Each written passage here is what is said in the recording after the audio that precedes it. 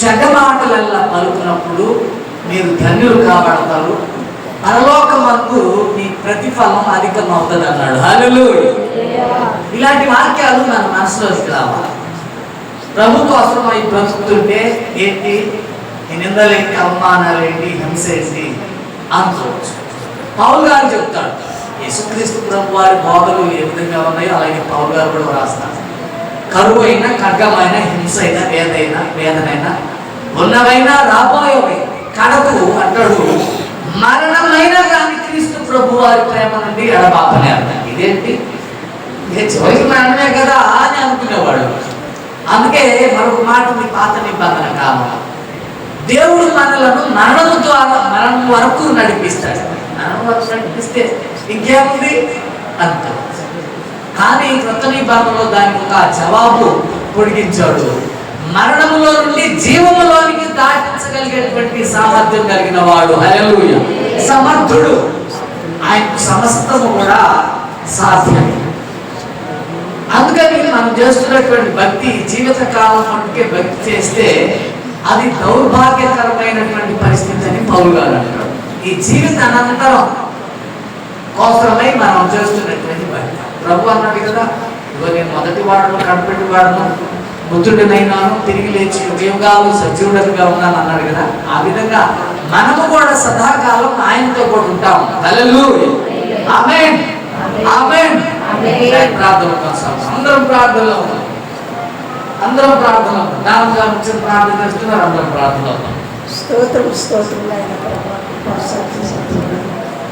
ప్రేమమైనదే నడిపిస్తున్నాయి ప్రకారం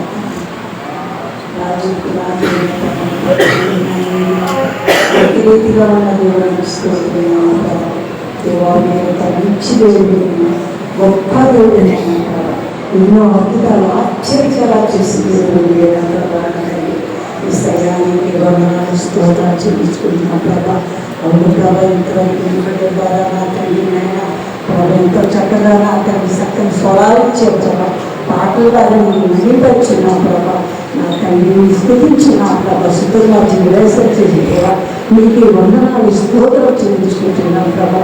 రాజులకు రాజు అయ్యా ప్రభు ప్రభా, నిన్న నేడు రీతిగా ఉన్న దేవా అన్ని నామములుగా నా తండ్రి మీరు పైనా ప్రవహిస్తున్నాను ప్రభా. అవును తండ్రి, మా జీవితాల ప్రభా ఎన్నో ఎన్నో ఏడు ఉపకారాలు ఆశ్చర్యకరాలు చేసేవారు ప్రభా. దేవా ఈ రోజున తండ్రి మీరు సజీవంగా ఉందంటే నా ప్రభా మీ దయాన్ని కనికరంగా ప్రవహిస్తున్నాను ప్రభా. నా తండ్రి మీరు ఎంతగానో ప్రేమిస్తున్నారు తండ్రి. మీ ప్రేమకి సాటిగా అనిపిస్తున్నాను. మా జీవితాలను చేసి వేడికి నాయన ప్రభా ఎంచాగా నీ రుణం తెచ్చుకోలేవయ్యా స్తోత్రమైన ప్రభా. అవును తండ్రి నాయన ప్రభా స్తోత్రమైన ప్రభా. ఆనాడు నా తండ్రి ఇశ్రాయేలు ప్రజలు ప్రభా నా తండ్రి ఐగుప్తులు నా తండ్రి బానిసత్తులు ఉన్నప్పుడు ఎవరు కూడా నా తండ్రి వాళ్ళు నా ప్రభా తప్పించలేదు తండ్రి. మీరైతే నా తండ్రి వాళ్ళు ఊరికి వెళ్ళినారు తండ్రి, ఇప్పుడు రాత్రులు వెళ్ళినారు ప్రభా స్తోత్రమైన ప్రభా. ఐగుప్తు నుంచి నా తండ్రి పాలు తీయలు ప్రపంచ దేశానికి నాయన తీసుకురావాలని మీరు ఎంతో ఆలోచనలు ప్రభా ప్రణాళికలు కలిగి ఉన్నారు తండ్రి ప్రభా. నా తండ్రి బానిసత్వాన్ని చూపించావు ప్రభా స్తోత్రమైన ప్రభా. అవును తండ్రి సముద్రాన్ని నువ్వు మాయలు చేసేవయ్యా ప్రభా. ఆకాశం నుంచి మన్నాను కురిపించవయ్యా ప్రభా. బండి నుంచి నీళ్లు తెప్పించవయ్యా ప్రభా. ఇంకా అతను మీరు చేసిన అద్భుతాలు ఎన్నో ఎన్నో ప్రవహిస్తున్నాయన ప్రభా. యేసయ్యా నా తండ్రి ఆ ప్రజలు 40 సంవత్సరాలు అరణ్యంలో నా ప్రభా నా తండ్రి నాన్న మీరు వాళ్ళకు మేలు చేయాలని చూసే కానీ ప్రభా వాళ్ళు అక్కడ మీరు తిరుగుబాటు చేసేది ప్రవహిస్తున్నాయన. అన్ని కార్యాలలో నా ప్రభా చాలా మంది ఆగిపోయినట్టు అన్ని వాక్యం సెలవుస్తుంది ప్రభా. దేవా నా తండ్రి నా ప్రభా నా తండ్రి నీవే పాటు వాళ్ళు అయినా కానీ మమ్మల్ని ప్రేమిస్తున్నావు తండ్రి నాయన. నేను నా తండ్రి నీకు తిరుగుబాటు చేయకూడదు నా ప్రభా. నా తండ్రి నీ స్తోత్రులైనా సత్యమైన గట్టున్నావు ప్రభా. మా నడుము కట్టుకొని నా ప్రభా నిన్ను హత్తుకొని జీవించే కృప దయచేయగలరా. యేసయ్యా నీకే వందనాలు స్తోత్రాలు నా తండ్రి. నాయన నేను కష్టాలు బాధలు పడుతున్నామంటే నీ వాక్యం వినలేకపోవట్లేదు ప్రభా. దేవానికి వందనాలు అన్నాడు. సభ్యులు విషయంగా అనుకుని నా ప్రభా. నా తల్లి ఎంతో నా ప్రభా భక్తులు విశ్వాసులు నమ్మకస్తులు వాళ్ళ రాజు నా తండ్రి ప్రభా. నా తండ్రి అగ్నిలో పడవేసినప్పుడు ప్రభా వాళ్ళకి ఎలాంటి హాని జరగలేదు ప్రభా. ఎందుకంటే 4వ వ్యక్తిగా ఉన్నావు కనుక ప్రభా. రాజు చూసిన వెంటనే నా ప్రభా నా తండ్రి నా తండ్రి నిన్ను వదిలేడు ప్రభా. నా తండ్రి వాళ్ళు రక్షించావు ప్రభా. అలాంటి విశ్వాసం ఇది లేవాలి ప్రభా. అలాంటి నమ్మకంగా నీ బిడ్డలుగా లేవనే తయారుస్తున్నాను ప్రభా. విషయానికి వందనాలు స్తోత్రం ప్రభా. రాబోడు ప్రభా. నా తండ్రి తన నా ప్రభావి స్తోత్రులైన ప్రభా. తన ఇంటి వారిని ప్రభా కుటుంబాన్ని రక్షించిన ప్రభావి స్తోత్రులైన ప్రభా. రాబు నాయన మంచితనం చూసే ప్రభా. మా మంచితనం నా తండ్రి మీరు చూస్తున్నావు ప్రభా. ఎవరు మంచుకున్నారు, ఎవరు హృదయాలు ఎదుర్కొనే ప్రభా. మీరు మంచి ఇచ్చేటప్పుడు ప్రభా నా తండ్రి. మా కుటుంబాలు పట్టుకుని కృప దయచేదండి నాయన. ఏసయ్యా నాడు నా తండ్రి స్తోత్రులైన ప్రభా. మధుపై నా తండ్రి స్తోత్రులైన ప్రభా. ఏసయ్యా నీకే వందనాలు. ఎంతో నా ప్రభా నమ్మకస్తులు విశ్వాస వీధులు ప్రభా స్తోత్రులైన మన వద్దులేని చంపాలి నా ప్రభా. ఆలోచన తలపలు కలిగి ఉన్నాడు ప్రభా. నా తండ్రి నాయన స్తోత్రులైన ప్రభా. అమ్మాయిని అది చేయకూడదు నా ప్రభా. ప్రధానమంత్రిగా చేశాడయ్యా ప్రభా. నా తండ్రి అది అధికంగా ఉండాలంటే ఇస్తే ప్రార్థనే ప్రభా స్తోత్రులైన ప్రభా. ఇస్తే నా సుసన్న కోటలో ప్రభా 3 రోజులు ఉపవాసుని ప్రార్థించింది ప్రభా. నా తండ్రి అందుకే నా ప్రభా తన జాతిని రక్షించుకుంది ప్రభా. యూదులందరినీ రక్షించుకుంది ప్రభా. దేవా నా తండ్రి అలాంటి విశ్వాసమైన ప్రార్థన మాకు అనుగ్రహించాయని స్తోత్రమైన ప్రభా. ఏదో నామకర్తగా మేము ప్రార్థించుకుంటున్నాం ప్రభా. విశ్వాసంతో ప్రార్థన మాకు దయచే ప్రభా స్తోత్రమైన. అవును ప్రభా మాలో నా తండ్రి తర్వాత తీసేస్తున్నావా నా తండ్రి మాలో తీసేస్తున్నావా. దేవానికి వందనాలు స్తోత్రంగా ప్రభా. ఈ చుట్టూ తీసేస్తున్నావా మాకు తగ్గింపు దయచే ప్రభా స్తోత్రమైన ప్రభా. దేవతను తగ్గించుకొని నా ప్రభా నువ్వు హెచ్చించబడ్డగా మమ్మల్ని ఏదైతే ప్రభావిస్తున్నాయన ప్రభా. ఆనాడు నా తండ్రి స్తోత్రులైన ప్రభా. నా తండ్రి స్థిగా కాదండి ఎంతగానో రాజు చూసి వెంటనే దయపెట్టుకుంటున్నా ప్రభా. మా పట్ల నీకు నా తండ్రి దయించబట్టి మేము ఈరోజు సజీవులో ఉన్నావయ్యా. అమ్మని బట్టి నీకే వేరేగా కులత అద్భుతాలు చెల్లిస్తున్నానండి. నేను మా జీవితాల్లో ప్రభా ఎన్నో మేళ్ళు ఉపకారాలు ఆశ్చర్యకరా చేసే ప్రభా. నీకు వార్తలు బాగా పెంచుకుంటున్నా ప్రభా. నా తండ్రి నీ బిడ్డకి నాయన నీ యువతలు మనల్ని కలిగించండి. ఆ బిడ్డలందరితో మాట్లాడే ప్రభా. ప్రతి ఒక్కళ్ళు నాయన శని గ్రహించవలసిన ప్రభా. అన్నాడు ఉదయాలని తెలిసినట్టు ప్రభా. మనల్ని తెలిసిన ఆయన ప్రభా. నీ బ్రతుకులన్నీ నా ప్రభా నీ కొరికే నా ప్రభా. నేనంట పెట్టుకుని నా ప్రభా నా తల్లి జీవించే గొప్ప ఇచ్చింది. మా ద్వారా ప్రభావ వచ్చిన ప్రతి బిడ్డ ద్వారా మీరే కనుక ప్రభావం తెచ్చుకొని వేసే నామలో ప్రార్థించడం వేడుకుంటున్నాను తండ్రి. చెప్పుకున్నాం కదా మొదటి ఆదివారం బడులు. మొదట మనం చేయాల్సినటువంటి విధి ఏంటంటే ప్రభు కాడకు వస్తున్నామరా, వచ్చామరా, శత్రువు ఉన్నాడు, ఎట్ చేయాలా, ఇది యోగ్యంగా ఉండదు, దేవునికి క్రమంగా ఉండదు, నేను చేసే ప్రార్థన వినడు అన్న ఆలోచనతో వెళ్ళి సమ్మతిపడి వచ్చి ప్రార్థనలో ఉండాలంట. ఇలాంటి బోధనలు ఉన్నాయి కనుక పాపం విషయమైనటువంటి వాడు కూడా అంతే. ప్రసంగి గారు అన్నాడు కదా, ప్రవర్తన చక్కబెట్టుకున్న తర్వాతే ప్రార్థనకు రమ్మని అంటాడు. కొంతమంది అనుభూతి ఎలాంటిది, మన ప్రార్థన పోవడం భావ్యం కాదులేరా, తమ మనస్సాక్షికి తెలుసు.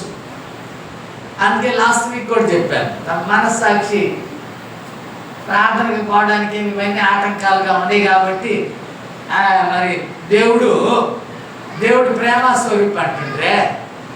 మమ్మల్ని శిక్షించడం ఎందుకు, మమ్మల్ని నాశనం చేయటం ఎందుకంటే అవ్వాపువ్వ రెండు కావాలంటే ఇప్పుడు ఎంత కాలమైంది ఆయన వచ్చి కార్యం జరిగించి, అయినా ఇంతకాలం చెప్తానంటే జీవితాంతం కూడా మరొకునేది లేదు.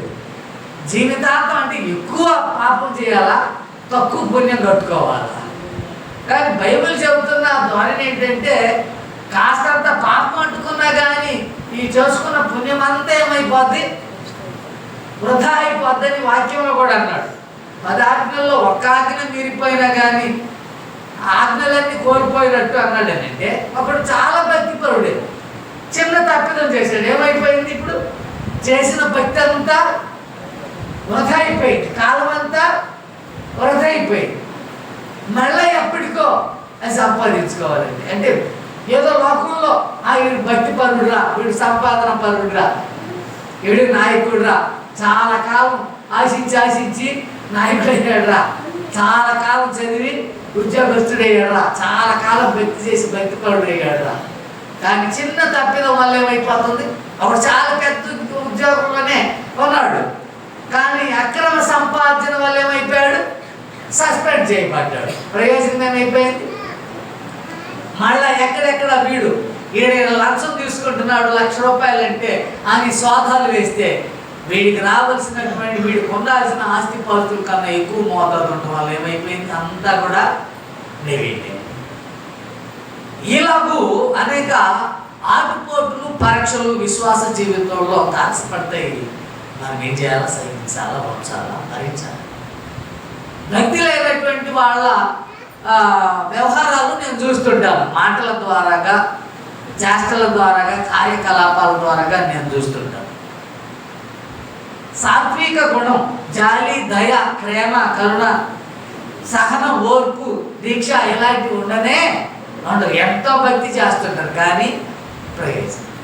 మరి ఎంతకాలం చేసినటువంటిది ఏది, అవును కదా, నేర్చుకున్నటువంటి సంస్కారం ఏది, ఆ విధంగా మనం కొనసాగాలని చెప్పేసి నేను చెప్తాను. ఇంకొక ప్రస్తావన ఏంటంటే, మనం ఎప్పుడైతే దేవునికి భయంతో కూడినటువంటి భక్తిని మనం గడిస్తామో, మనం చూసి శత్రువు కానీ ఇంకొకడైనా కానీ భక్తిహీనుడైనా కానీ భయపడ్డానికి కారణం అవుతుంది. హల్లెలూయా. నువ్వు భక్తి చేయడం లేదని అంటే శత్రువు భయపడ్డావు కదా, భక్తిహీనుడు నీకు భయపడనే నీ భక్తిహీనత మాకు తెలుసులేరా. యేసుక్రీస్తు ప్రభు వారు చాలా శారీరకంగా బలహీనుడిగానే అప్పగించుకున్నాడు, కానీ ఆయన ఆధ్యాత్మిక శక్తి అంటే అపవాదికి తెలుసు అని మనం తెలుసుకోవాలి. అదే కోణంలో నిజమే, ఎవరో చూడాలనేటువంటి భక్తి కాదు, కానీ పాల్గారు కానీ అన్నాడు, దేవుడు మెచ్చుకునేటువంటి భక్తి, మనుషులు మెచ్చుకునేటువంటి భక్తి చేయాల్సినంత అవసరం లేదని చెప్పేసి. ఉదాహరణ మనకి బోధలు ఎందుకు అవసరం ఏంటంటే కొంతమందికి అవసరం లేకపోవచ్చు, కానీ అందరికి అవసరమే. సంఘంలో మనం కొనసాగటానికి కానీ, లేకపోతే దేవుడు మనకు ఒక ఆధిక్యత ఇస్తే, మనకు ఆ స్థితిని కానిస్తే, ఆ ప్రయారిటీ కానిస్తే, ఆ స్తోమత కానిస్తే మరొకరికి సువార్త చెప్పడానికి కదా, నీకు ఆ కుతూహలం జీలు కానింటే తప్పకిస్తాడు. హల్లెలూయా. జ్ఞానం ఇస్తాడు, ఆ అండర్స్టాండింగ్ చేసుకునేటువంటి మెథడ్ నీకు ఇస్తాడు. నీకు ఆ జీలు లేదనుకోండి, ఉదాహరణ మనకు తెలియదు ఏముంది, ఏలియా కుమారుడు ఏమవ్వాలా, తర్వాత వారి యాజకులు కావాలి, కానీ వారి పోకడం వల్ల ఏమైపోయారు, యుద్ధంలో హతులు కావలసి వచ్చింది.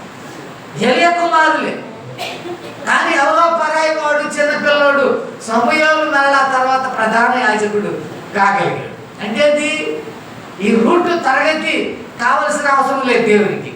ఒక చోట అంటాడు, ఎవడు విరిగి నలిగి లేకపోతే వణకుతూ ఉంటాడో వాడినే నేను దృష్టిస్తున్నాను, లేకపోతే నేను ఆ వ్యక్తిని వాడుకుంటాను అంటాడు. హల్లెలూయా. అంతేగాని ఆ వరుస క్రమం రాదే. ఇలాగ మనం ప్రతి ఒక్కరు కూడా ఎంచుకోవాల్సిన అవసరం ఉందని చెప్పేసి నేను చెప్తా ఉన్నాను. అప్పుడు దేవుడు అంటేనే ఆయనకు సమస్తం సాధ్యం ప్రతి విషయంలో కూడా అనేది మనం గుర్తు చేసుకోవాలి. ఆయన కొన్ని విషయాల్లోనే కొన్ని విషయాల్లోనే భయపడదాం, కొన్ని విషయాల్లో భయం లేకుండా, కొన్ని విషయాలు అంటే అవి సామాజిక విషయాలైనా శారీరక విషయాలైనా అన్నీ ఉంటాయి, అవును కదా. ఉదాహరణ, నువ్వు భర్తకు భయపడుతున్నటువంటి దానివైతే దేవుడికి భయపడతావు, భర్తను ఎదిరించే దానివైతే నువ్వు దేవుడిని కూడా ఎదిరిస్తావు, అవును కదా. నువ్వు ఇంట్లో పెత్తనం చేసే దానివైతే యాడైనా చేయాలంట, అవును కదా.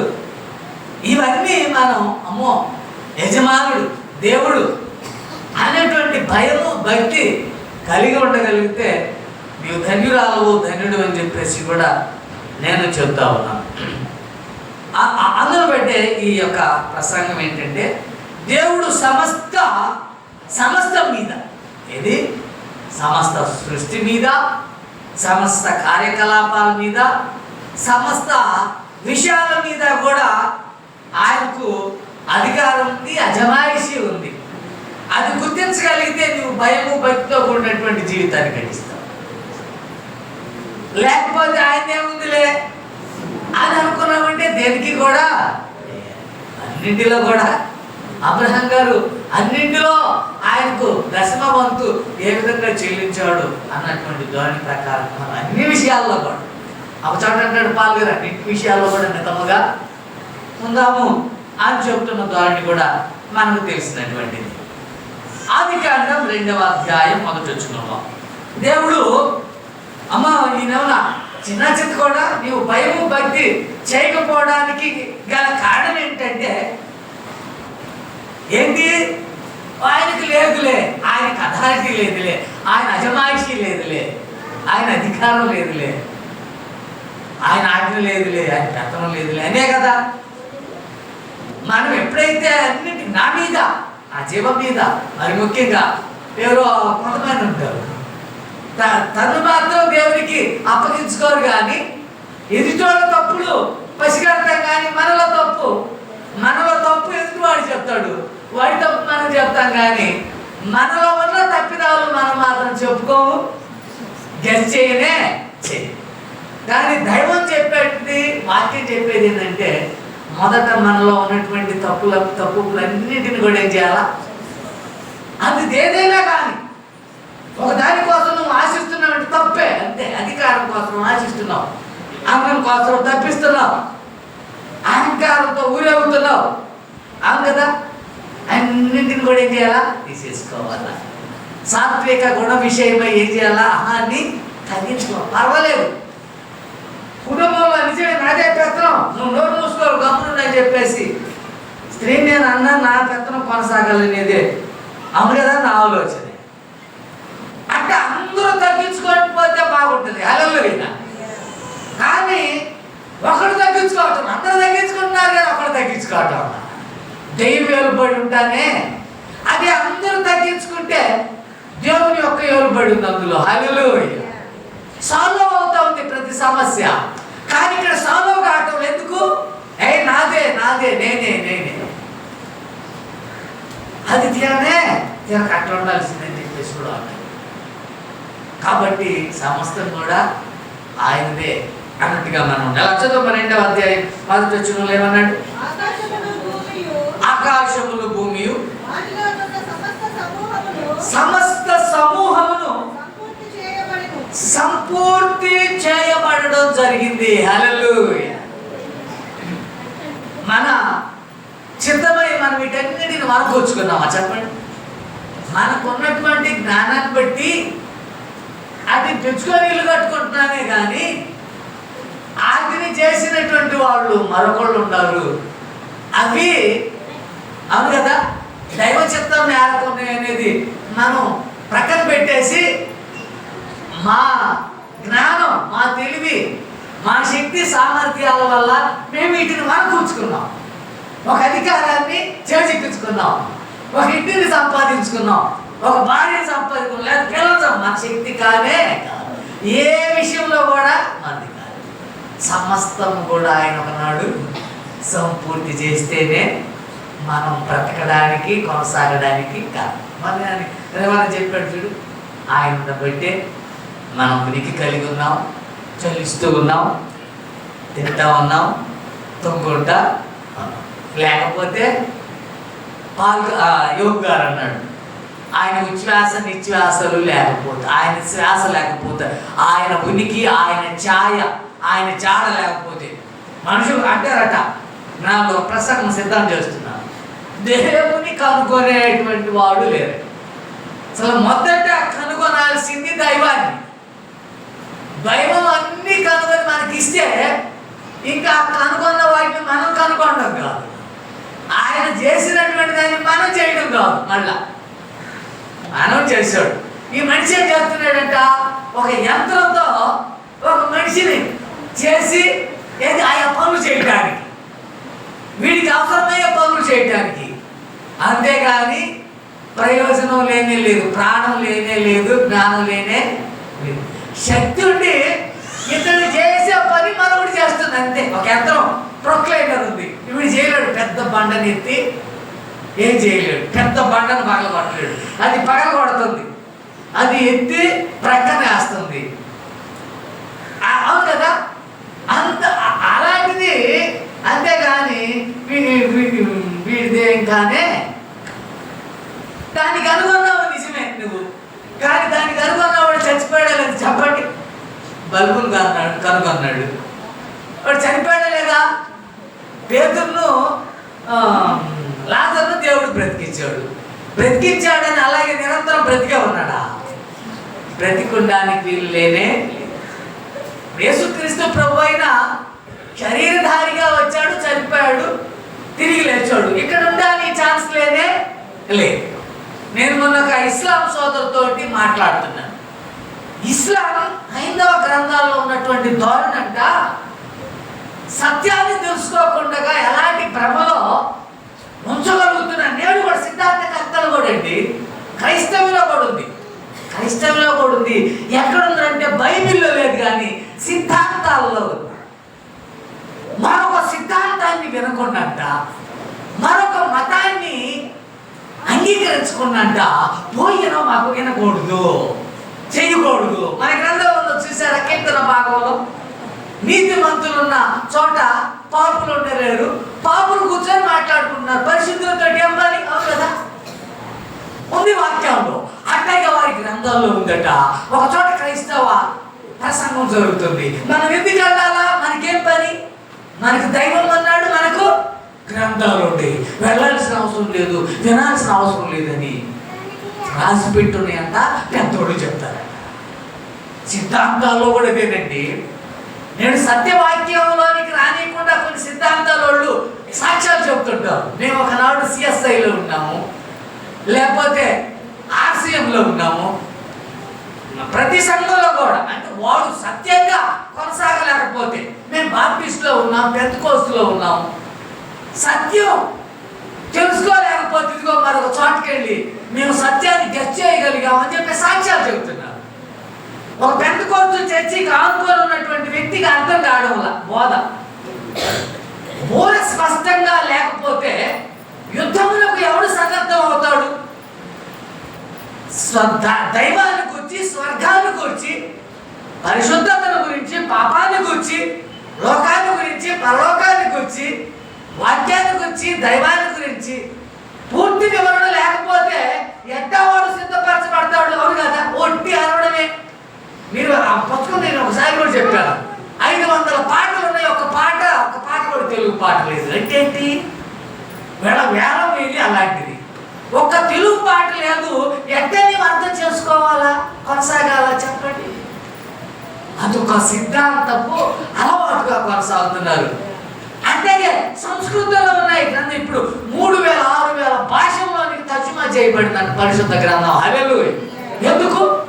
ప్రతి భాష మాట్లాడేవాడు ప్రతి ప్రాంతంలో ఉన్నా కూడా సత్యాన్ని తెలుసుకోవాలా, దైవాన్ని ఎరగాల, అనుసరించాలా, శిక్షకు లోను కాకూడదు అన్న ఉద్దేశంతో కదా. మరి ఎందుకు మార్చకూడదు చెప్పండి? అది ఇక్కడ ఉన్న ఆలయాలు కూడా తీసుకెళ్ళి అమెరికాలో పెట్టేవే. నేను చెప్పడం మర్చాను. అమెరికాలోనంట ఇక గొప్పళ్ళు అయిపోయారు. ప్రతి ఇంటికి ఒకడు చర్చి కట్టుకున్నాడు. చర్చి కట్టుకొని కూలి పెడతారు. ఎవరిని?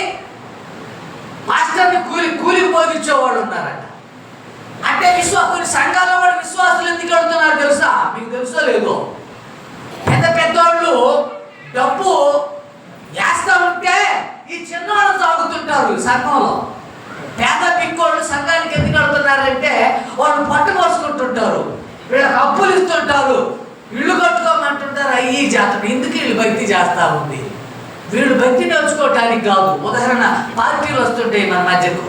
ఎందుకు వీళ్ళు పార్టీ వైపున వెళ్ళారంటే వాళ్ళు సాగేటువంటి పెద్దోళ్ళు ఉంటారు, పెద్ద జాతీయులు పనులు కల్పిస్తుంటారు. ఎందుకు అవసరం అన్నమాట వీళ్ళు పార్టీలోకి వెళ్తుంది. అంతేగాని సత్యాన్ని అనుసరించడం కాదు. దైవానికి విధేయులై కాదు కొనసాగుతుంది సిద్ధాంతంలో చర్చికి వెళ్తుంది ప్రజలు. ఆ వ్యక్తి నాకు చెప్తున్నాడు, ఎందుకని మీరు సత్యాన్ని తెలుసుకోవటం లేదయ్యా? నీలో నుండి ఒక బ్రాహ్మణి లేదా ఒక ఇస్లాం సోదరుడు వచ్చి చెప్తున్నాడు, మక్కా, మీకు చెప్పానో లేదో, మక్కా ఉంది కదా, అబ్రహాము ఇసాకులు కట్టినటువంటి ఏది శారా కట్టినటువంటి సమాధి. ఎప్పటికీ ఇస్లాం సోదరుల గుడి ఏంటంటే ఏది గుడి? సమాధే గుడి. బైబిల్ లేఖనాలను బట్టి సమాధి కాదు కానీ మన గుడి, అవును కదా. పరిశుద్ధుడు సజీవుడు అయినటువంటి దేవుడు సంఘంలో ఉంటాడు, సజీవంగా ఉంటుందంట. కానీ వాళ్ళ గుడి ఏంటంటే సమాధి. ఆ సమాధే ఇప్పుడు వాళ్ళ గుడి అయింది. ఇంకా ఉంటే ఒక ఆయన చెప్తాడు, ఇస్లాం సోదరుడు, అది ఏంటనుకున్నారు? అబ్రహాము శారాకి ఇస్సాకు శారా కట్టించినటువంటి సమాధి అంట. ఏది? ఇబ్రాహీం గారు ఈసా సలాం అని చెప్పేసి వాళ్ళు అంటుంటారు. ఎవరు? ఆది పితరులు. విశ్వాసతనం ప్రారంభమైనటువంటి ధోరణి అన్నమాట. కాబట్టి మనం వినకూడదు వేరే వాళ్ళ బాధకు. అందుకే నాకు ఒక థాట్ వచ్చింది, మొన్న వాళ్ళకి అసలు దైవం లేడు, దైవం ఎవరో తెలియదు, దైవం లేడు. తెలియదు అన్నప్పుడు లేడు, అంతే కదా. మన అపోస్తుల కార్యముల గ్రంథంలో ఉంది, ఒక సమూహం అంతా కూడి ఎవరు వీళ్ళంటే వాళ్ళే దైవం ఎవరో తెలియబడినటువంటి దైవానికి సేవ చేస్తున్నారంట. తెలియబడలేదు, ఏ దైవానికి చేస్తావు? ఎవరికి అది సొంతం అవుతుంది? ఆ మహిమ ఎవరికి సొంతం స్వాధీనం అవుతుంది? దైవం ప్రత్యక్షపరచబడకపోగా ఏ దెయ్యానికి వశం అవుతుంది? అవును కదా. దైవం ప్రత్యక్షపరచబడితేనే ఆ దేవునికి ఇది వర్తిస్తుంది, యేసుక్రీస్తు ప్రభువుకు. హల్లెలూయా, హల్లెలూయా. మనం దైవాన్ని ఎరిగినటువంటి ప్రజలు క్రైస్తవులము. ఇంకొకళ్ళు అన్నారు అందరూ దైవాలని అన్నారండి. ఏదంట? ప్రతి జంతువు దైవం అన్నారంట, ప్రతి పక్షి దైవం అన్నారంట, ప్రతి పుట్ట దైవం అన్నారంట, ప్రతి ఏమన్నారు ఇప్పుడు పంచభూతాలు ప్రతిదీ దైవం అన్నారు. వీళ్ళేమో ప్రతిదీ దైవం అన్నారు, వీళ్ళేమో దైవమే లేడన్నారు. కానీ దైవం ఉన్నాడు, దైవం ఫలానా ఎరిగినటువంటి వారు క్రైస్తవులే. హల్లెలూయా, హల్లెలూయా. మరి అలాంటప్పుడు అనుసరించాలా లేదా? ఒరే, మనం ఇందులో చాలా మంది అనుకుంటున్నాము, వాళ్ళు ఎందుకు ఒక్కడే అంటున్నాడే, రావాలా లేదా? అదే మనకేమో దైవం ప్రత్యక్షపరచబడలేదురా, దైవం ప్రత్యక్షపరచబడ్డాడు అంటారు. ఆయన ప్రవక్త అంటున్నాం మనం, యేసుక్రీస్తు. ఆ వ్యక్తి అంటాడు మళ్ళా, దైవం అనేటువంటి వాడు మనిషిగా పుట్టడండి అని అంటున్నారండి. చూసారా? దైవం అనేటువంటి వాడంట మనిషిగా పుట్టడంట, జంతువుగా. అంటే ఈ అన్యులేమో జంతువుగాను పక్షిగానైనా పుడతాడని వాళ్ళ అభిప్రాయం. వీళ్ళేమో అసలు మనిషిగానే పుట్టడు, ఒకేసారి దైవంగా రేపు మాకు రాబోతాడంట అని వాళ్ళ ఉద్దేశం. అప్పుడు ఆయన అన్నాడు, మనిషి యొక్క నీతిని గెస్-చేయగలుగుతాడని ఒక చోట వాక్యం ఉంది. మనిషి నీతిమంతుడని ఆయన ఎవరినన్నా గెస్ చేయగలుగుతాడా, గుర్తించగలుగుతాడా? ఇక అందరం చెప్పుకుంటే మనకు కూడా ఒక ఉదాహరణ చెప్తుంటాం. సర్పం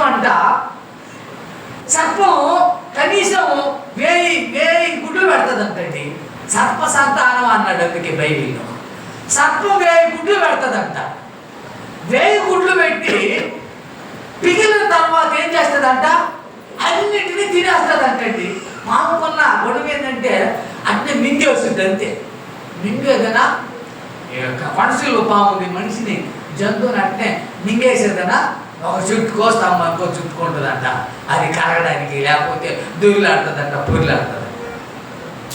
ఇంకా ఈ పెట్టు గుడ్లు పిగిలిపోయేసరికి ఆ పిల్లలు ఎంత ఉంటాయి అంతే ఎంత ఉంటాయి అంత పొడుగు కొద్దిగా ఆడే అట్టట్టు గుడ్లోకి అట్టట్టు వస్తే అంతే మొత్తం అన్ని తినేస్తారంట.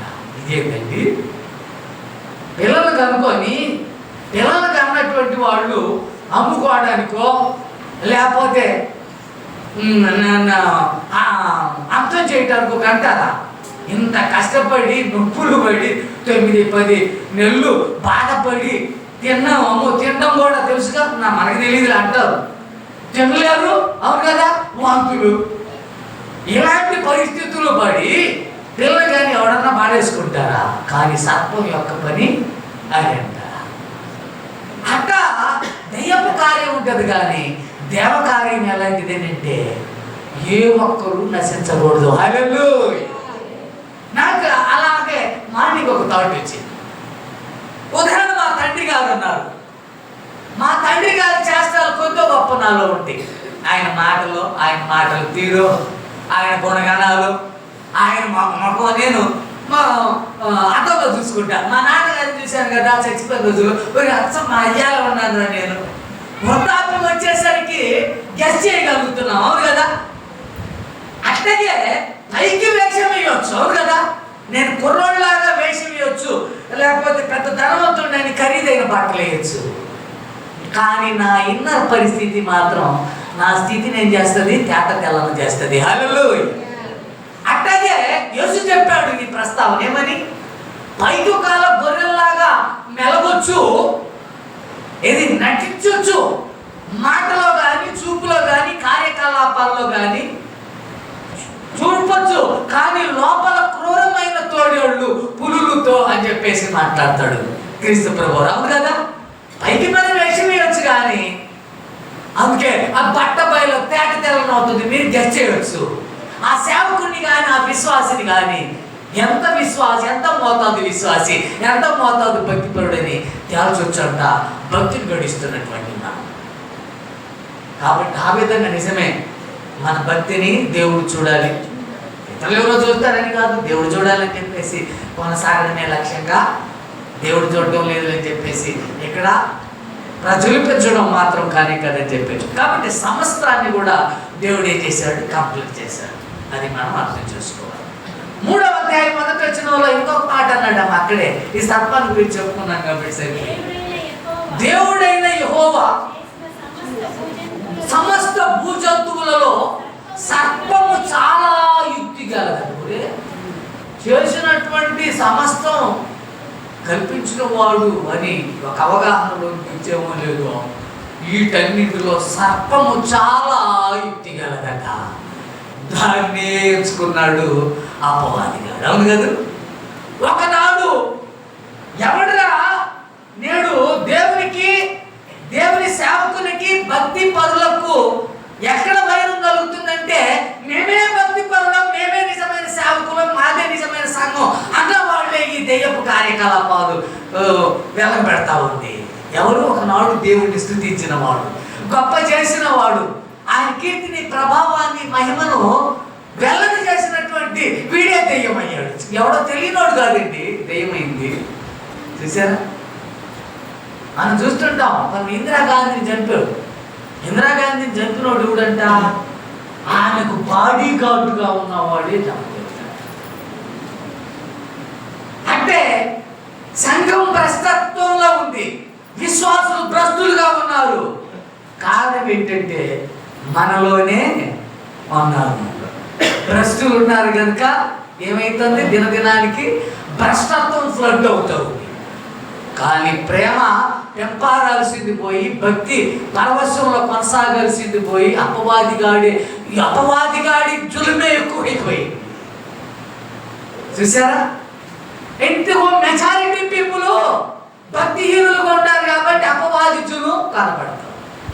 కానీ మెజారిటీ పీపుల్ దైవపక్షంగా ఉంటే ప్రేమ పెంపారుతూ ఉంటుంది. హల్లెలూయా. అన్నింటిలో యుక్తి గలది సర్పమైతే దాన్నే వాడు ఎంపిక చేసుకున్నాడంట. మంచిదిగా అప్పుడు లేక దీన్ని ఎంపిక చేసుకొని ఆదాము అవ్వలను పక్కతో పట్టిందా. నిజంగా నేను అనుకున్నాను, ఇప్పుడు ఇద్దరు చెప్పాను చూడు, మా నాన్నగారి లాగా నేనున్నాను, ఆయన చేస్తారు లాక్కుంటేది. ఇక ఆదామును దేవుడు కన్నాడు, చాలా దగ్గరగా ఆయన పిలిచాడంటే ఆదాము ఎంత దేవుని కుమారుడు అనుకోవాలి. హల్లెలూయా. దేవుని గుణగణాలు, రూపం, మాటలు అంతా కూడా దేవునిలాగా ఉంటుంటారు కదా. చూసారా దేవుణ్ణి? శరీరధారిగా ఉన్నటువంటి ఆ దేవకుమారుణ్ణి ఏ విధంగా దొడ్డిదారి మళ్ళించుందో అపవాది ప్రక్రియ మనకు తెలియదు కాదు. అలాగే యేసుక్రీస్తు ప్రభు వారు శరీరధారిగా వస్తే పాపం ఏం చేశాడు? మూట కట్టి పైకి వేసాడు. అవును కదా? ఆయన ఏమన్నా కాదన్నాడా? అనేది నేను ప్రతి వాళ్ళు అవును, నేను పాపిని కాదు, నువ్వే పాపిని. నేను పాపిని కూడా నా పాపం అంతా ఆయన మీద వేసింది, నేను ఎరక్క నువ్వే పాపిని అని అన్నాను. తెలియకనే ఆయన మీద మోపేశాను. ఆయన అన్నాడు సరే నేనే పాపిని అన్నాడు. హల్లెలూయా. ఎందుకు? నా పాపాన్ని మీదేసుకున్నాడు కాబట్టి పాపి. ఈ ఔన్నత్యాన్ని గుర్తించలేకపోతున్నాం మనం. నేనేమో పరిశుద్ధుని, నీవేమో పాపి. పాపి నిజంగా అలాగే అంటున్నాడంట. మనం ఆ యేసుక్రీస్తు చెప్పినప్పుడు మనం చూడండి, పరిసయ్యుడు ఏమంటున్నాడట? అయ్యా వీడు పాపి, నేనేమో పరిశుద్ధుడిని అని అంటున్నాడట. నిజమే. ఇప్పుడు వాళ్ళ ప్రతాపం ఎక్కువ ఉంది, పాపుల ప్రతాపం ఎక్కువ ఉండి మేమే పరిశుద్ధులం అంటున్నారు. పరిశుద్ధులు మేమో, దేవా మేము ఇంకా పాపంలో శాపంలో లోపంలో ఉన్నాం నాయన, మాకు విడుదల ప్రసాదించు నాయన, మాకేమొద్దు, మాకు అధికారం వద్దు, నాయకత్వం ఇంకోటి ఏమొద్దని వాళ్ళు కనపడకుండా ఉంటారు. ఇప్పుడు చాలా మంది వాళ్ళు కనపరుచుకోవాలి వ్యక్తి. అవును కదా? కనపరుచుకున్న వాడిని పిలుస్తాం, మనం తెలియని వాడిని పిలుస్తాం వ్యక్తికి. అవును కదా? తెలిసిన వాడి చేత వాక్యం చెప్పించుకుంటాం. తెలియనోడి చేత వాడు ఎట్టా చెప్తాడో, వాడి స్థితి ఏంటో మనకు తెలియదు, వాడు తెచ్చి వాక్యం చెప్పించుకుంటాం. వాడి బ్రతికి అందుకే ఒక సామెత ఉంది, దూరపు కొండలు ఏంటంట, దూరపు కొండలు నునుపంట, వాడి ఇంటి పక్క వాడే పాడుకుంటాడు, వాడు వచ్చాడు వాక్యం చెప్పాడు. చూసారా? మనకేం చేయాలా?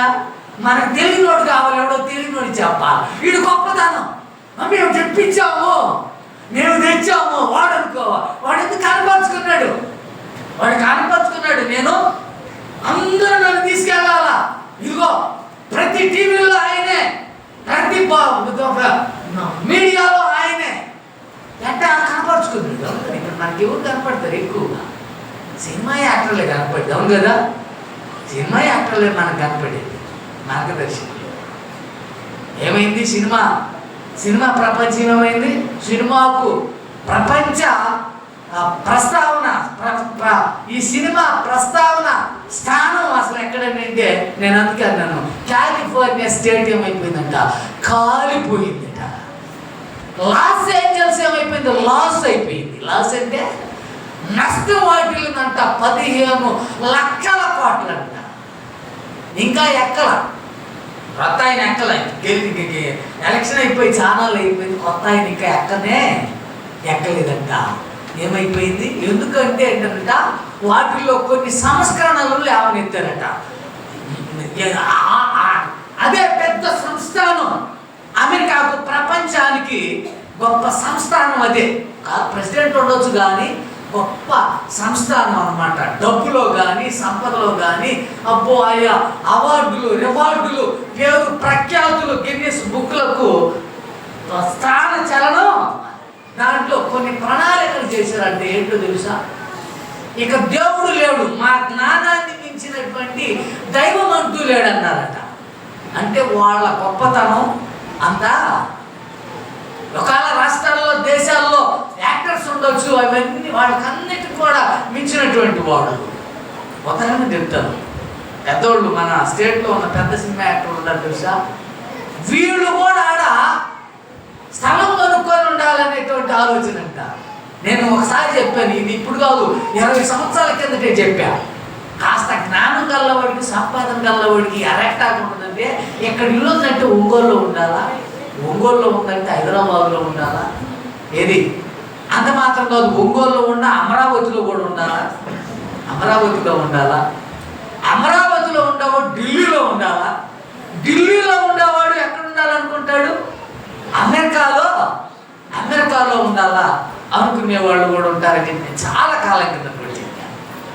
మన స్టేట్లో ఉన్నటువంటి పెద్ద ఒక సినిమా యాక్టర్లు కూడా ఆడ ప్లాన్ చేశారండి. ఆడ ఉండాలని ప్లాన్స్ కూడా స్థిరంగా ఆడ కొంత స్థలం కొని కానీ ఇల్లు కట్టుకోవడము. వీళ్ళు సామాన్యులు అమెరికాలో ఉంది వీళ్ళ ఆస్తి నాకు చెప్పడం మరిచారు. వీళ్ళ ఆలయాలంట దేవుని స్తుతించకుండా ఉండేసరికి అన్యులంట కొనుక్కొని గృహాన్ని కొనుక్కోవాలని చెప్పేసి కొనుక్కోనంట వాళ్ళు ఏం చేశారంట అన్య ఆలయాలుగా మరల్చారంట. చూసారా, అన్యుల ఆలయాలుగా మరల్చారంట దేవుని ఆలయాలు. ఎంత దుర్భర పరిస్థితి ఒకసారి ఆలోచన చేసుకోండి. మాకు దైవం అంటూ లేడు, మా జ్ఞానాన్ని మించినటువంటి వాడు లేనే లేడు, దేవుడు లేనే లేడు. ఎలాంటి పెళ్లి చేసుకోవచ్చు అని చెప్పేసి వాళ్ళు చెప్పారంట. మగోళ్ళు చేసుకోవచ్చు, ఆడోళ్ళు చేసుకోవచ్చు. మగవాడు అంతకైతే ఒక మన దేశంలో మనకు లేదు. ఏది క్రైస్తవ్యం వాడితో కలిసిపోతున్నాం కానీ ఆ మిశ్రమ సోదరుడికి లేదు. తెలుసా, ఏడుగురు చేసుకొని నేను వాడు వదిలేసేయచ్చు, ఏడుగురు చేసుకొని నేను వాడు కేసు వేసుకోవటానికి లేనే లేదు, ఆ అమ్మాయి వేసుకోవటానికి లేదు, ఆ అబ్బాయి వేసుకోవటానికి లేనే లేదు. నేను చేసుకున్నది ఏ మధ్యలో వదిలిపెట్టేసి వాడికి చేసుకుందయ్యా అంటానికి లేనే లేదు. అంటే హిందువులైనటువంటి సోదరులు ఉన్న వాళ్ళ సంస్కృతి తక్కువ, కానీ అమెరికాలో కూడా అది లేనే. పెళ్లి చేసుకుంటే వాళ్ళ ఇష్టాన్ని బట్టి వదిలేసుకోవచ్చు. లాస్ట్ కొన్న ఏళ్ళ కింద కూడా చూసాం బిల్ గేట్స్ అనేవాడు. బిల్ గేట్స్ ఏది ప్రపంచంలో కంప్యూటర్ల వ్యవస్థాపకుడైనటువంటి వాడే ఆడి పెళ్ళమే వద్దందో లేకపోతే ఆడు వద్దన్నాడు వదిలేసి ఇంకొక అంటే కొంతకాలమే. ఒక 10 సంవత్సరాలు ఒక వ్యాపారవేత్త ఉంటే వాడితో కులుగుతుంది ఒక ఆవిడ, ఇంకొకడు ఉంటే వాడితో కులుగుతుంది. వీడు ఒక ఆయన పెద్దదంటే ఆయనతో కులుగుతాడు కొంతకాలం, ఆయన వద్దంటే. ఇది సంస్కృతి. ఏముందలే, దేవుని దగ్గర బైబిల్లో ఉంది. అవును కదా, విడనాడాము దాన్ని అంటే ఆమె వ్యభిచారినిగా చేసామంట మనం. నేను కూడా వ్యభిచారిని అయిపోతానంట బైబిల్ గ్రంథంలో ఉన్నది. ఇవన్నీ కూడా వాళ్ళు ఏం చేశారంట, అనుసరిద్దాం, పాటించుదాం అని చెప్పి చెప్తున్నారు. సినిమా యాక్టర్లు కూడా ఏంటి, సినిమా యాక్టర్లు ఒక్కదన్నా మంచిదంటూ ఉందంటే లేనే. ఈ మధ్యకాలం సమంత నేను కూడా క్రిస్టియన్, కానీ వాళ్ళు వదిలేసింది మళ్ళీ హైదవ్యాన్ని పుచ్చుకుందంట. అది కూడా ఏమైపోయింది, ఆ అమ్మ భగవాన్ భక్తిలో చేరిందంట.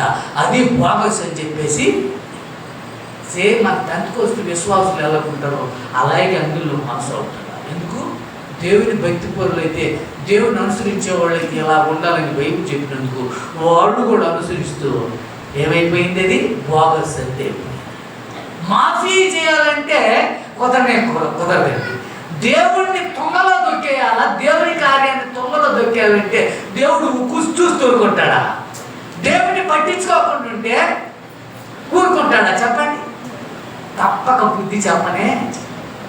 సొదొమ గొమొర్రాల పట్టణంలో ఏ విధంగా విగ్రహారాధన ఉందో, వ్యభిచార ధోరణి ఉందో, అలాంటి ధోరణి ఆ స్టేట్లో కొనసాగుతున్నట్టండి, ఆ ప్రాంతంలో కొనసాగుతున్నట్టండి. అందుకని దేవుడు ఏం చేశాడు, విడిచిపెట్టాడు. ఇలాంటి భవనాలు ఉండవు తెలుసు. అక్కడ కర్రతో నిర్మించుకున్న భూగంపాలు వస్తాయి, అవి మీద పడి చావకూడదు అన్నటువంటి ఆలోచనతోటి చాలా లేటెస్ట్గా ఫ్యాషన్గా కట్టుకుంటారు, కోట్లు వెచ్చించి దానికి కూడా. కానీ ఏమైపోయింది, అంతా కూడా బూడిదైపోయిందట. ఉన్న ఫలంగా వదిలేసి అట్ట వెళ్ళిపోయారంటండి. ధనాన్ని కానీ బంగారాన్ని కానీ వజ్ర వైద్యుర్యాలను కూడా అలాగే వదిలిపెట్టేసి వెళ్ళిపోయారట. బూడిద అయిపోయింది. కాబట్టి ఏం చెప్తున్నాడు, సమస్త జంతువులు సర్పం చాలా ఏమైపోయింది, దాని పాపానికి లోనైపోయినటువంటి మనం ఇప్పుడు దేవునికి దూరస్తులుగానే ఉంటున్నామని ఒకసారి ఆలోచన చేయాలని చెప్పేసి చెప్తా ఉన్నాను. 100వ కీర్తన మొదటి వచనం చదువున్నా. 100వ కీర్తన మొదటి వచనం. సమస్త దేశములారా యెహోవాకు ఉత్సాహధ్వని చేయండి. హల్లెలూయా, హల్లెలూయా. ఒక దేశమా చెప్పండి, ఏదైనా క్రైస్తవ దేశాలేనా? కాదు, అందరూ ప్రజలు ఆయన వారి. అన్ని దేశాలు మూలంగానే కలిగింది. అందుకని సమస్త దేశములారా, సమస్త అవుతాడంటాడు, సర్వ సృష్టికి సర్వభూజనులారా ఆయనను గుచ్చి చప్పట్లు కొట్టండి, ఆయనకు స్తుతి చెల్లించండి. హల్లెలూయా. నిజమే, ప్రతిదీ కూడా పాట పాడిన చాలా గొప్పగా స్తుతించాలా. హల్లెలూయా. గొప్పగా పాడాలి, ఖండంగా పాడాలి, ప్రాణం పెట్టి పాడాలి. పాట పాడిన, ప్రసంగం చేసిన, ప్రార్థన చేసిన అది బలమైనదిగా ఘనమైనదిగా ఉండాలి. హల్లెలూయా. ఏదో ఆషామాషిగా పాట పాడటం కాదు, ప్రాణం పెట్టి పాడాలి, ప్రాణప్రియంగా ప్రసంగం చెప్పాలి. హల్లెలూయా. ప్రాణంతో సమానంగా ప్రార్థన చేయాలి. హల్లెలూయా. టైం కానీ, దానిలో ఉన్నటువంటి రోధన కానీ, మూర్ఖు కానీ అంతగా ఉండాలి. అప్పుడే దేవునికి మహిమ. హల్లెలూయా.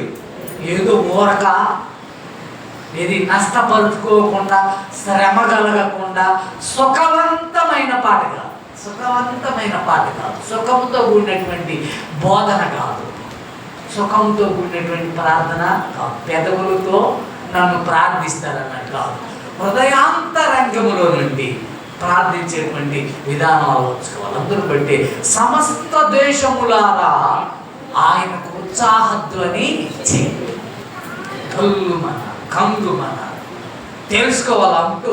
మరి ఆ పాత నిబంధన కాలంలో ఆ సొలొమోను కానీ, దావీదు రాజు గారిని కానీ రాజుగా ఎంచి జయజయాలు పలుకుతుంటే అనంట ప్రక్క దేశాలు కూడా ఏమైపోయినాయంటే హడలెత్తిపోయాయంట.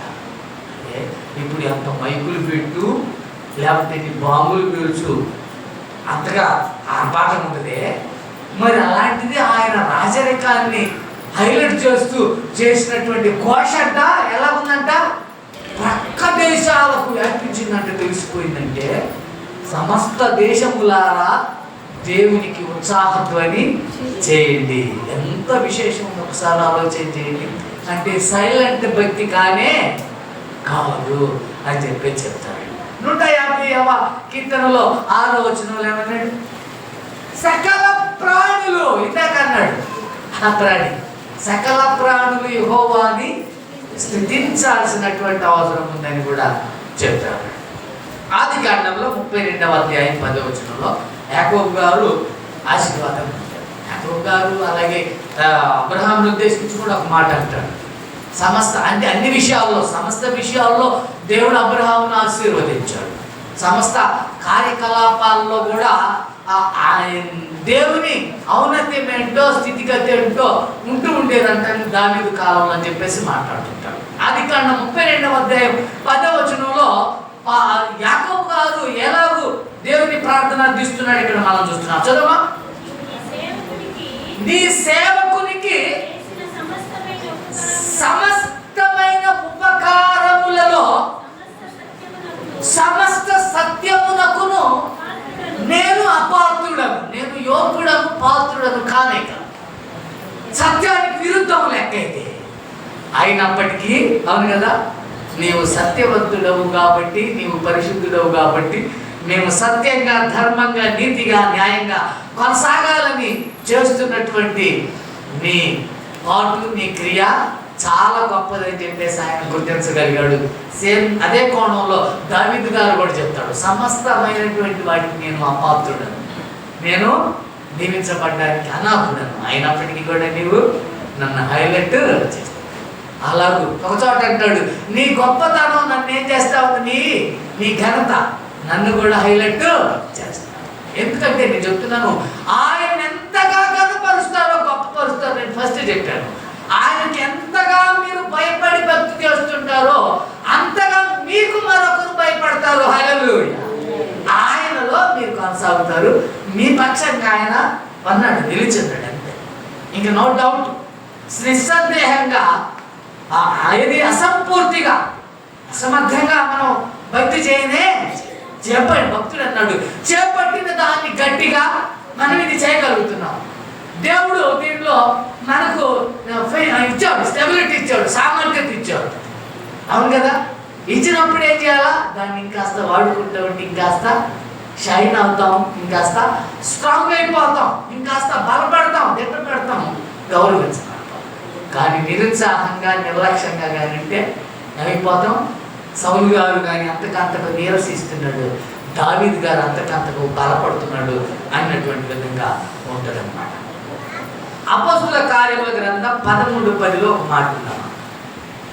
అపోస్తుల కార్యముల గ్రంథం, వీడు సమస్త నీతికి విరోధి అట, అపవాది. అలాగే భక్తులు ఒప్పుకున్నారు, కానీ అపవాదిగాడు ఒప్పుకోడు. అందుకని ఈ మాట ప్రస్తావించడం జరిగింది. అపోస్తుల కార్యముల గ్రంథం 13వ అధ్యాయం 10వ వచనం చూడమ్మా. అతడు తేరి చూచి సమస్త కపటముతోను సమస్త దుర్మార్గముతోను నిండినటువంటి వాడా, అపవాది కుమారుడా, సమస్త నీతికి విరోధైనటువంటి వాడు. అపవాది గారికి మన దైవానికి ఎన్ని పేర్లు ఉన్నాయో మనం గొప్పగా చెప్పుకుంటాం, కానీ వాడికి కూడా గొప్పగా ఎన్ని పేర్లు ఉన్నాయంట.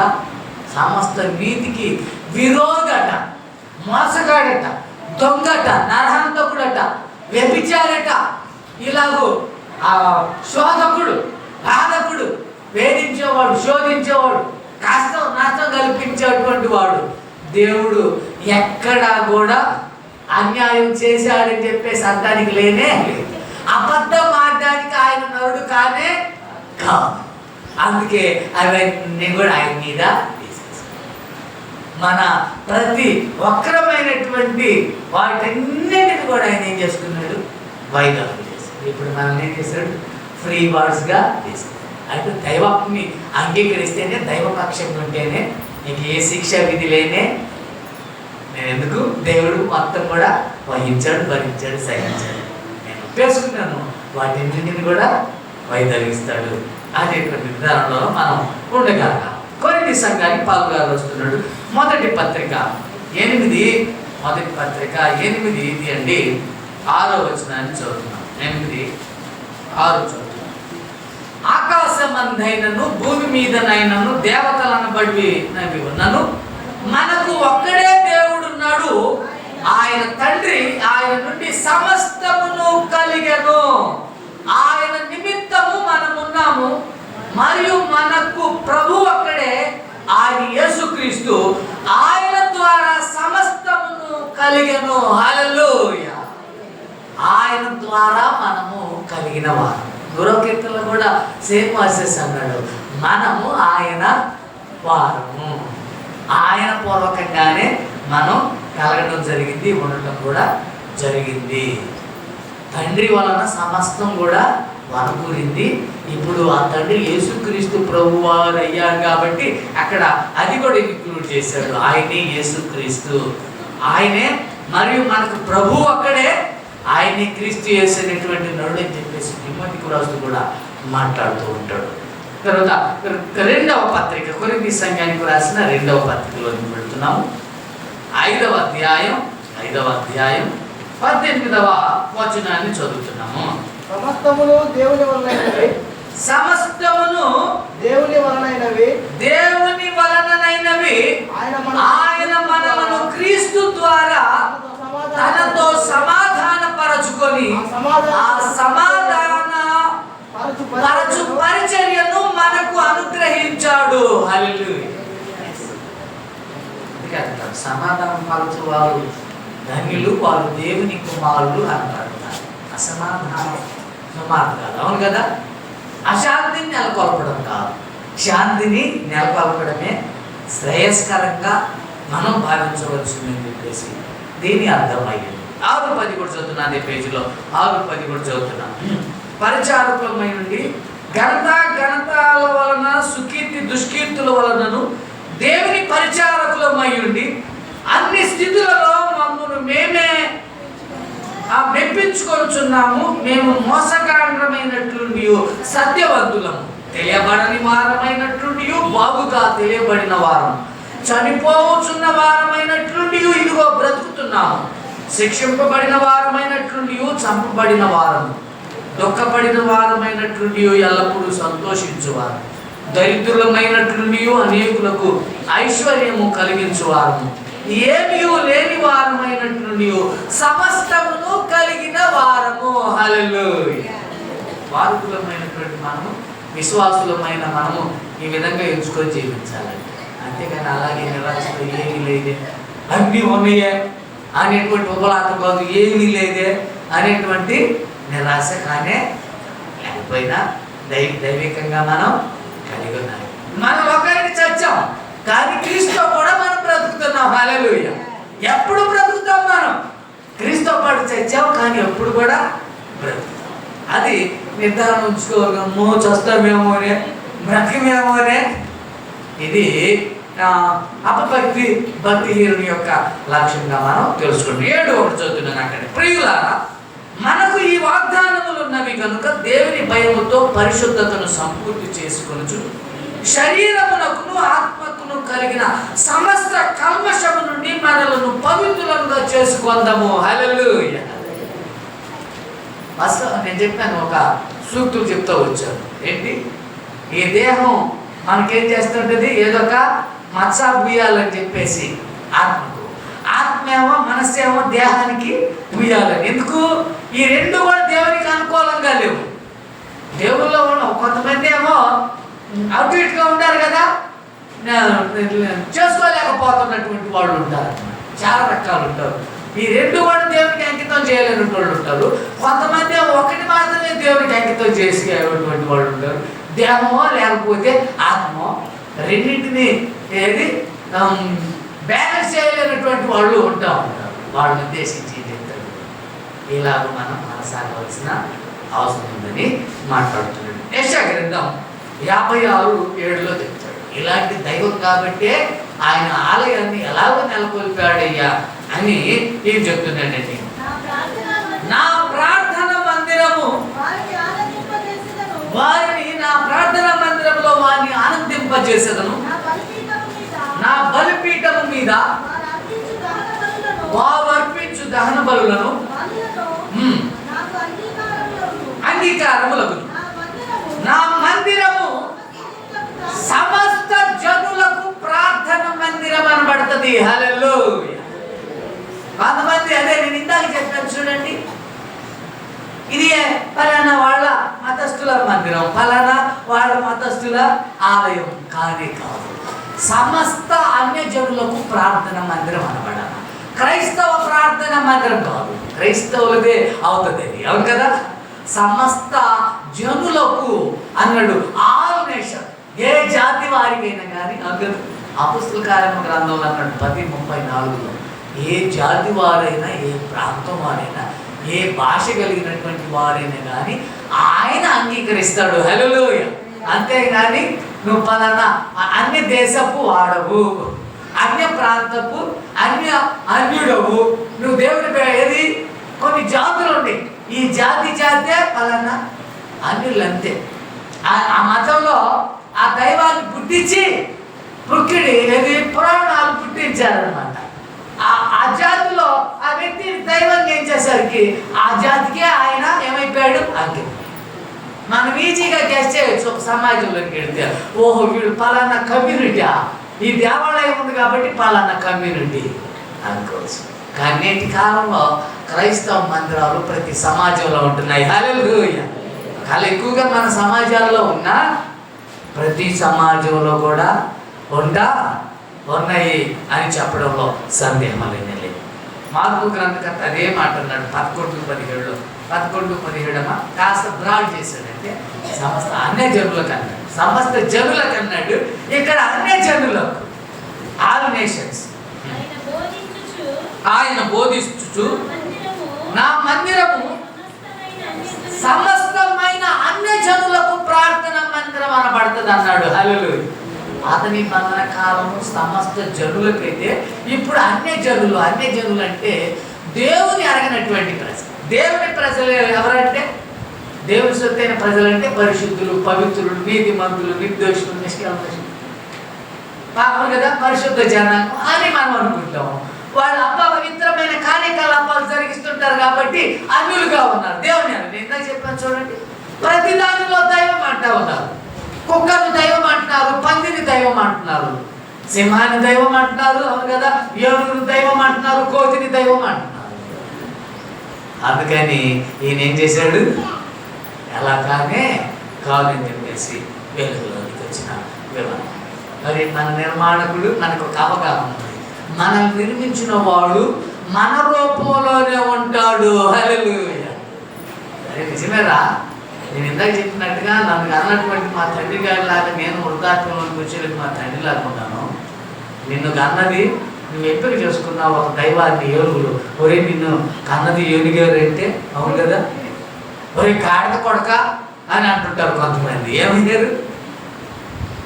నిజమే. కొన్ని దైవాలు, కొంతమంది దైవాలు అయినటువంటి వాళ్ళు ఏ విధంగా పుట్టారని అంటే నేను చెప్పకూడదు, కానీ ఇన్నర్ పాయింట్గా ఉంది అపోస్తుల కార్యముల గ్రంథం చూపెడతాను చూడండి. గుర్రానికి పుట్టినోళ్ళు ఉన్నారట, లేకపోతే ఏనుగు పుట్టినోళ్ళు ఉన్నారట అని చెప్పేసి చరిత్రలో ఉంటాయి. కానీ సువార్తలో అపోస్తుల కార్యముల గ్రంథంలో ఏ విధంగా వ్రాసాడో ఒకసారి మీకు చూపిస్తానన్నమాట. అపోస్తుల కార్యముల గ్రంథం రోమీలకు రాసినటువంటి అపోస్తుల కార్యముల గ్రంథం తర్వాత ఉన్నది రోమీలకు రాసినటువంటి పత్రిక. పైన క్లారిటీ ఇచ్చాడు ఏమనంటే 25, దేవుని సత్యాన్ని అసత్యానికి మార్చి సృష్టికర్తకు ప్రతిగా సృష్టాన్ని పూజించి సేవించిరి అని అన్నాడు. సృష్టికర్తను పూజించాలి, కానీ ఆయన నిర్మాణం చేసినటువంటి సృష్టిని మనం పూజించాల్సిన అవసరం. ఉదాహరణ మనం రీసెంట్లీ మనం సంక్రాంతి చూసాం. ఏంటంటే కోతకాల పండుగ. అన్ని పంటలు, పాడి పంటలన్నీ కూడా పుష్కలంగా పండి ఇంటికి వచ్చినాక చూసుకునేటువంటి పండుగ పాత నిబంధన కాలంలో. అంతేగాని ఒక దైవానికి ఆస్వాదించే పండుగ కానే కాదు. ఉదాహరణ సూర్యుడు ఏం చేస్తాడంట, ఉత్తరాయణంలోనికి వస్తాడంట దక్షిణాయనంలో నుంచి. ఇది అంటే సృష్టిని గురించినటువంటి పండుగే. అంతేగాని ఆ సృష్టికర్తను పక్కన పెట్టేసి సృష్టిని సేవించడం మన ధర్మం కానే, గొడ్లకు గోధుమలను పూజించడం సేవించడం ఇది కానే కాదు. అలాంటి వాళ్ళ గురించి తర్వాత చెప్పాడు. అందువలన దేవుడు తుచ్చమైన అభిలాషలకు వారిని అప్పగించాడు. వారి స్త్రీలు సైతము స్వాభావికమైన ధర్మము విడిచి స్వాభావిక విరుద్ధమైన ధర్మమును అనుసరించిరి. ఏంటంటే స్వాభావిక ధర్మం కానే కాదంట. ఎలా జన్మించారు, దైవములు ఎలా జన్మించారు, ఎలా జన్మించాలి, ఈ అవగాహన లేక అటువంటి పురుషులు కూడా స్త్రీ యొక్క స్వాభావిక ధర్మమును విడిచి పురుషులు అవాచ్యమైనది చేయుచు తమ తప్పిదములకు తగిన ఫలమును పొందుచు ఒకరి ఎడల కామతప్తులైపోతూ ఉన్నారు. అందుకని భక్తి హీనతల గురించి, విగ్రహారాధన గురించి ఏమన్నాడంటే వ్యభిచారం కంటే కూడా చాలా ఘోరమైనటువంటి కార్యకలాపాలంట విగ్రహారాధన. ధనాపేక్ష కంటే ఘోరం అని చెప్పేసి మాట్లాడుతున్న ధోరణి. సరే, మనకు అవసరం పక్కన పెట్టేసేద్దాం. మత్తయి సువార్త 28:10 వచ్చినాను. మత్తయి సువార్త 28:19 యేసుక్రీస్తు ప్రభువారిగా వెలుగొందంట. వెలుగొంది లోకంలో ప్రత్యక్షుడయ్యాడని ఇందాక పాల్ గారు కూడా చెప్పాడు. 28:19 చదువు.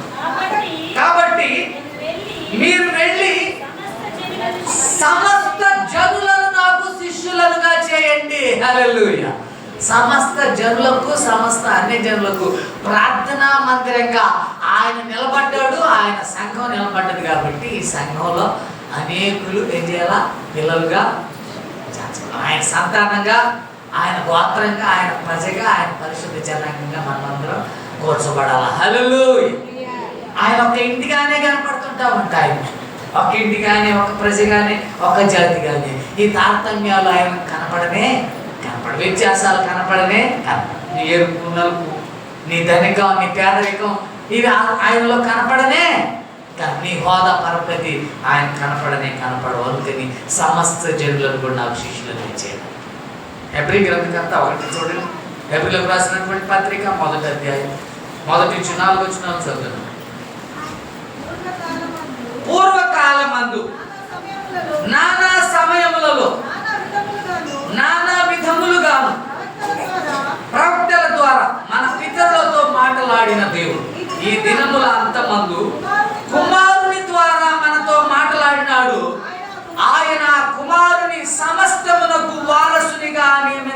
జరిగింది. హల్లెలూయా. సమస్తము మీద కూడా అజమాయిషి సువార్తలో చెప్పాడు. జీవం మీద ఆయనకు అధికారాన్ని ఇచ్చాడు. అదేవిధంగా మనకున్నటువంటి జీవానికే అన్నిటి మీద అజమాయిషి మనదైతే మన మీద కూడా ఆయనకు అజమాయిషి ఉంది. ఆయన ఆత్మే. అప్పుడు కొత్త నిబంధనలో పరిశుద్ధాత్మ అన్నాం కదా, ఆయన ఆదిలో పెట్టినటువంటి ఆత్మే నేడు క్రీస్తు ప్రభుది పరిశుద్ధాత్మగా వెలుగొందుతున్నటువంటి ధోరణి గురించి ఎక్కడో రాసినాడు. యోహాన్ గారు యోహాను సువార్త 1వ అధ్యాయం 2వ వచనం చదువుతున్నాం. యోహాను సువార్త సేమ్గా రాశాడు. సువార్తికులు ఏ విధంగా రాశారు యేసుక్రీస్తు ప్రభు వృత్తాంతాన్ని పౌలు గారు అదే కోణంలో అక్కడ హెబ్రీ గ్రంథం ద్వారా మాట్లాడారు. ఆయన ఆదియందు దేవుని యొద్ద ఉండెను, సమస్తమును ఆయన మూలముగా కలిగెను. హల్లెలూయా. ఏంద్రా కుమారుడైనటువంటి క్రీస్తు ప్రభు వారు తండ్రి కుడి పార్శ్వాన్ని, లాస్ట్ టైం కూడా నేను చెప్పాను అనుకుంటా, కుడి పార్శ్వమందరూ మనందరం నీతిమంతులుగా గొర్రెలుగా ఉన్నాం అన్నాడు కదా. తండ్రి కుడి పార్శ్వాన్ని క్రీస్తున్నాడంట. తన దక్షిణ హస్తం ఏం చేస్తుందంట? సాహస కార్యాలు చేస్తుందంట. ఏంటి సాహస కార్యాలు అంటే, నేను చనిపోయినా తిరిగి లేస్తాను. హల్లెలూయా. నేను క్రింద పడినా తిరిగి లేపుతాను. హల్లెలూయా. అపోస్తల కార్యముల గ్రంథంలో ఉంది. మనము జీవాధిపతిని చంపాము కానీ తండ్రి దేవుడు ఆయనను మృతులలో నుండి లేవనెత్తాడు. అది దాని యొక్క సమస్తమును ఆయన చేతులకు అప్పగించాడు, ఆయన అజమాయిషిగా నిలబెట్టాడు అనేటువంటి. ఫైనల్గా ఫిలిప్పీ సంఘానికి రాస్తూ 3వ అధ్యాయం 21వ వచనంలో మాట అన్నాడు, సమస్తము ఆయన వశం అయిపోతాడు. ఏంటంటే ఇప్పుడు చాలా శక్తులు ఉన్నాయి కదా, ఒక్కొక్క దాని మీద ఒక్కొక్కరు పెత్తనం చేస్తుంటారు, ఒక్కొక్క బిగ్గు మీద, ఒక్కొక్క శాఖ మీద. కానీ రేపు యేసుక్రీస్తు ప్రభువారు వచ్చిన తర్వాత అన్నింటి మీద ఆయన యజమాని. భూమి మీద ఆయన ఇంతకన్నాడు కదా, నాకు భూమి మీద ఆకాశం పరలోకంలోని భూమి మీద కూడా అధికారం ఉంది అన్నాడు. అంటే రేపు గాలి మీద అధికారం ఆయనకే ఉందంట, వెలుగు మీద అధికారం ఆయనకే ఉందంట, నీటి మీద అధికారం ఆయనకే ఉందంట, భూమి మీద అధికారం ఉందంట, ఆకాశం మీద ఆయనకి అధికారం ఉందంట. అందుకంటాడు మరణం మీద కూడా సమస్తము తనకు లోపరుచుకొని జారినటువంటి శక్తిని బట్టి ఆయన మన దీన శరీరాలను ఏం చేస్తాడు? తన మహిమ కలిగినటువంటి శరీరాలకు సమరూపం కలిగిన వాళ్ళుగా లేవనెత్తుతాడు. హల్లెలూయా. సమస్తము ఆయన ఏం చేస్తాడంట? తన హస్తాల్లోకి తీసేస్తాడు. ఏందిరా మా అధికారం ఏమైపోయిందిరా, మా పదవి ఏమైపోయిందిరా, మా శక్తి ఏమైపోయిందిరా, మా ధనం ఏమైంది, మా బలం ఏమైంది, మా బలం ఏమైంది, మా జాతి ఏమైంది, మా వంశం ఏమైంది, ఏది లేదు, అంతా వేసే. హల్లెలూయా. ఇదిగో ఎప్పటి నుంచి సమస్త కీర్తి ఘనత మహిమ ప్రభావాలు గొర్రె పిల్ల నామమునకే యేసుక్రీస్తుకే కలుగునుగా కానీ పరలోకంలో పలుకుతున్న ధోరణి మనం చూస్తాం. అలాగే తర్వాత పట్టణం తిరిగి ఉండి ఏందిరా పరలోకంలో ఎక్కడ ఉంటాడు ఎవరో అని చెప్పి చెప్తున్నటువంటి వీళ్ళు ఇప్పుడు ఆయన భూలోకానికి వచ్చి ఆయన పెత్తనం చేస్తున్నారా? ఆయన వాక్యాల్లో ఒక్కటి కూడా కూలిపోవటానికి లేనే అన్నాడు కదా, నా పరలోకంలో భూమి మీద అధికారం ఉందని. మనమేమో మనం అధికారం చేజిక్కించుకొని పెత్తనం చేస్తాం, ఇప్పుడు ఆయన చేతుల్లోకి తీసేసుకున్నాడు. ఇలా గెస్ చేయగలుగుతాం. కాబట్టి దేవుడు సమస్త విషయాల్లో సమస్త కార్యకలాపాల్లో ఆయన హవా, ఆయన అజమాయిషి, ఆయన అధికారం ఉందని చెప్పేసి మనం గుర్తించి కొనసాగాలని లక్ష్యం ధ్యేయంగా కొనసాగాలని చెప్పేసి నేను తెలియజేస్తూ ఎదుటి మాటలు ముగిస్తున్నాను. దేవుడు తన పరిశుద్ధ వాక్యాలను మనం ఇప్పుడు పాట పాడుతుండగా కనుపరచారు.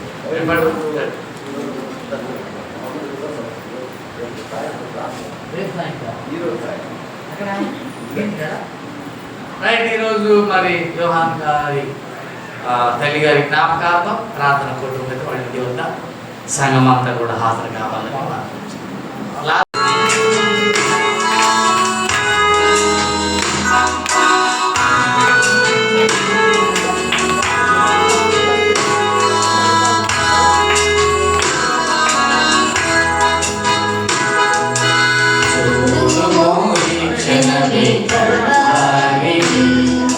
ప్రేమ ప్రభు యేసుండెను గొప్ప రక్షణనివ్వ యేసుడు సిలువలో వేలాడుచున్నాడుగా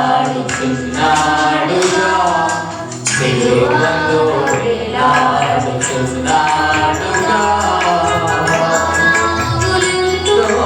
చెడిపోయి మరణించిన వారి తలపోయగా మానవులతో చెడిపోయి మరణించిన వారి తలపోయగా ఎలుగలు మరణము నిత్యమని నరకమున్నదాని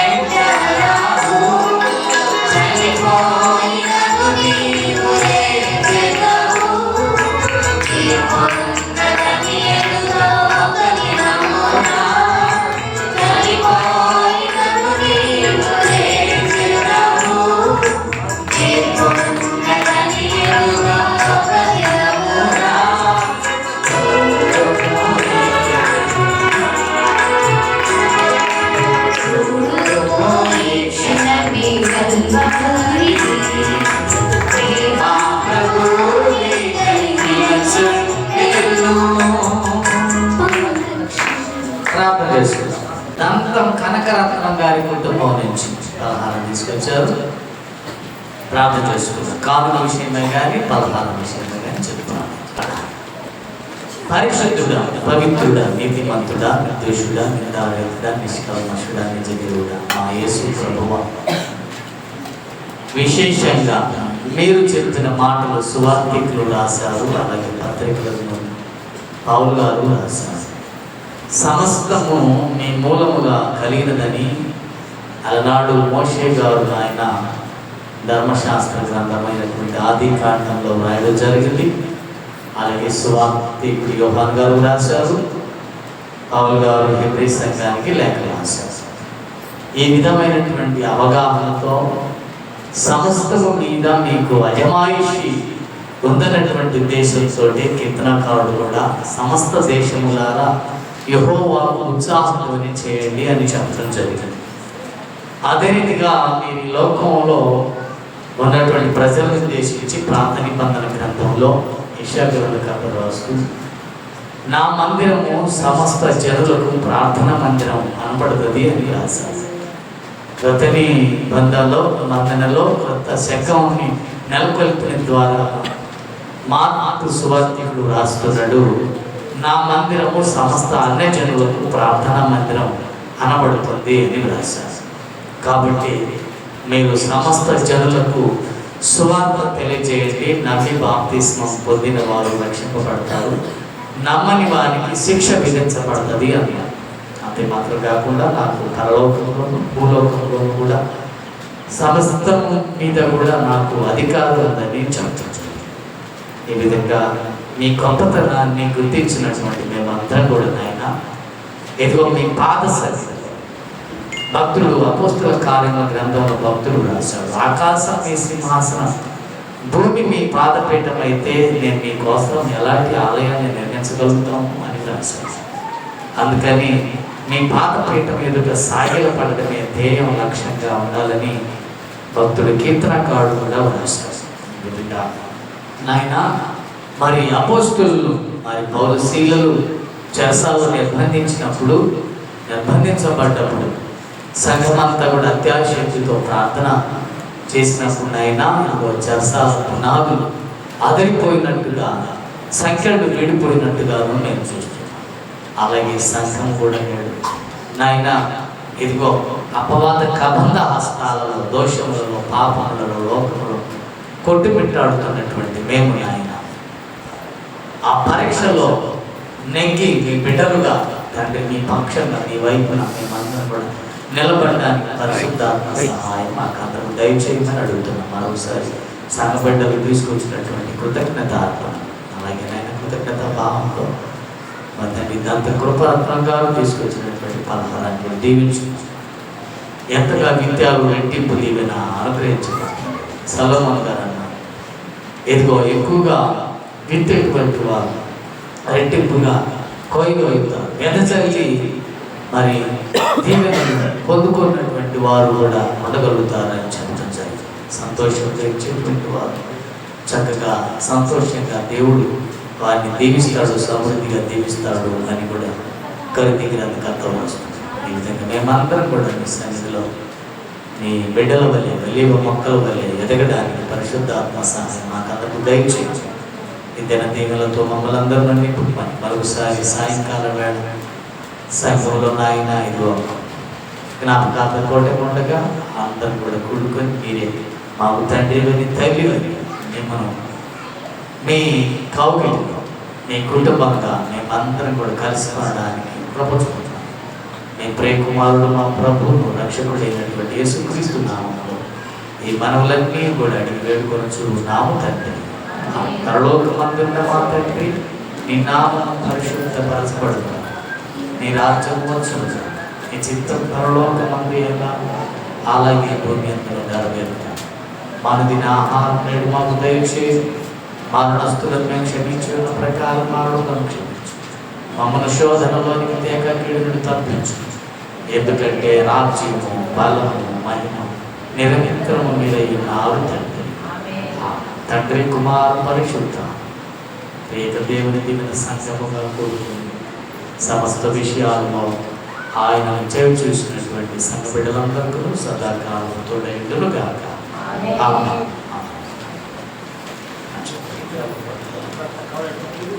సాయంకాలం ప్రార్థనకు అందరూ కూడా సంఘమంతా హాజరు కావాలని మరోసారి పక్షంగా వారి పక్షంగా తెలియజేస్తారు.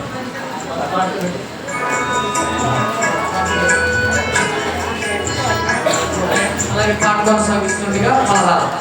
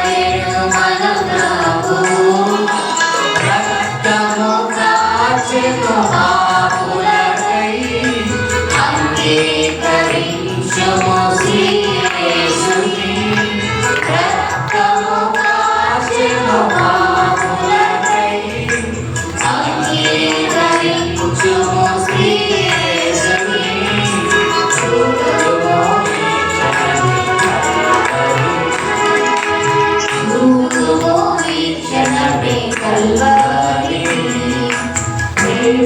ప్రభువు